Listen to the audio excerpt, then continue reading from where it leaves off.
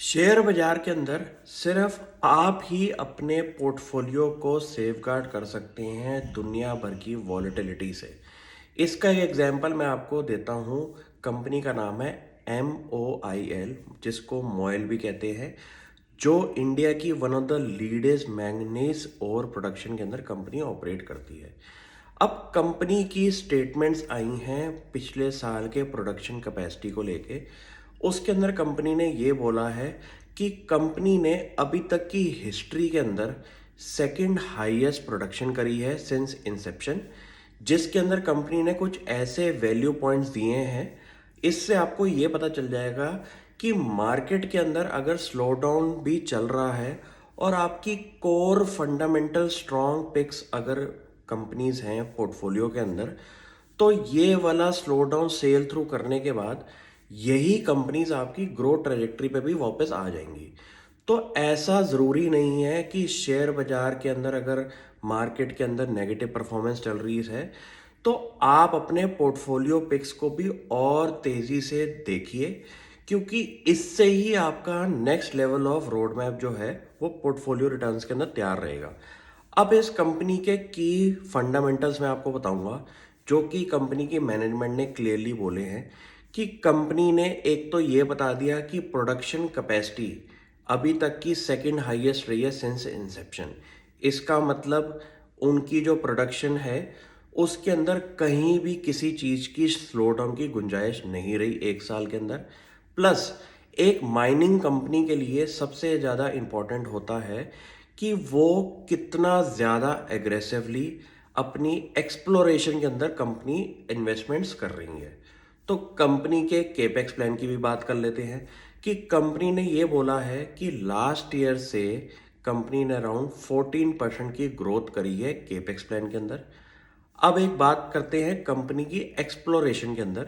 उसके अंदर कंपनी ने ये बोला है कि पिछले 5 साल की एवरेज के अंदर कंपनी ने अराउंड 2.7 टाइम्स एक्सप्लोरेशन जो है वो एक्स्ट्रा करी है। अब इससे एक माइनिंग कंपनी का बेनिफिट कहाँ पे है, क्योंकि ये है तो एक खर्चा जो कि सीधा आपकी बॉटम लाइन पे इफेक्ट होता है, लेकिन इसका जो बेनिफिट है वो आगे जाके एक माइनिंग कंपनी के लिए बहुत इंपॉर्टेंट रहता है।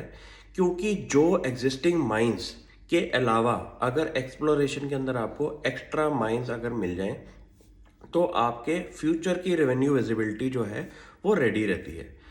तो इसके अंदर भी कंपनी ने काफ़ी ज़्यादा एग्रेसिव दिखाया है। प्लस कंपनी ने एक ऐसा प्रोडक्ट है जो कि इंडिया के अंदर पहले इंपोर्ट होता था, उसको कहते हैं इलेक्ट्रोलाइटिक मैग्नेटिक प्रोडक्शन के लिए।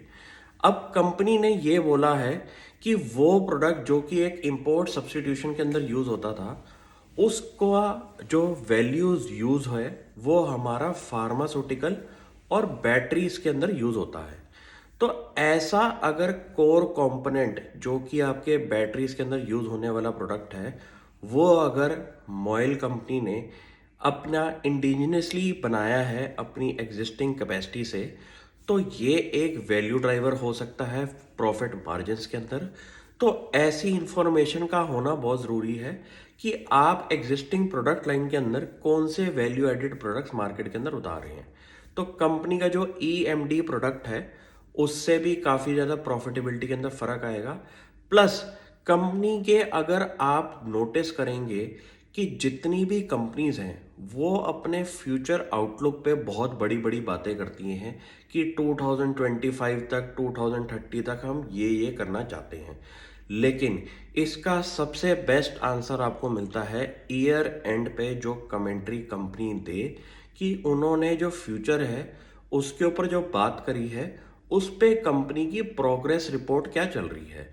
तो यही पॉइंट्स अगर आप अपने हर स्टॉक पे चेक कर लें कि मैनेजमेंट ने जो बोला साल के शुरू पे और एक साल के एंड के अंदर कंपनी ने उस पर जो प्रोग्रेस बताई है वो आपके मैच होने चाहिए। क्योंकि बड़ी बड़ी बातें करना आपको स्टॉक मार्केट के अंदर काफ़ी कंपनीज की मैनेजमेंट दिखेंगी बोलते हुए, लेकिन उन पे एग्जीक्यूशन करना ही सबसे ज़्यादा इंपॉर्टेंट होता है।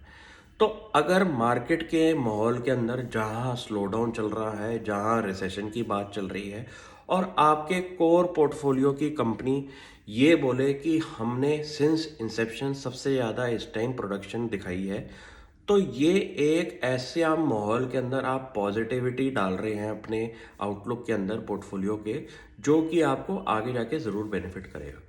तो आप भी इस कंपनी को आगे फर्दर स्टडी करिए और मुझे बताइए अपने की पॉइंट्स। Thank you.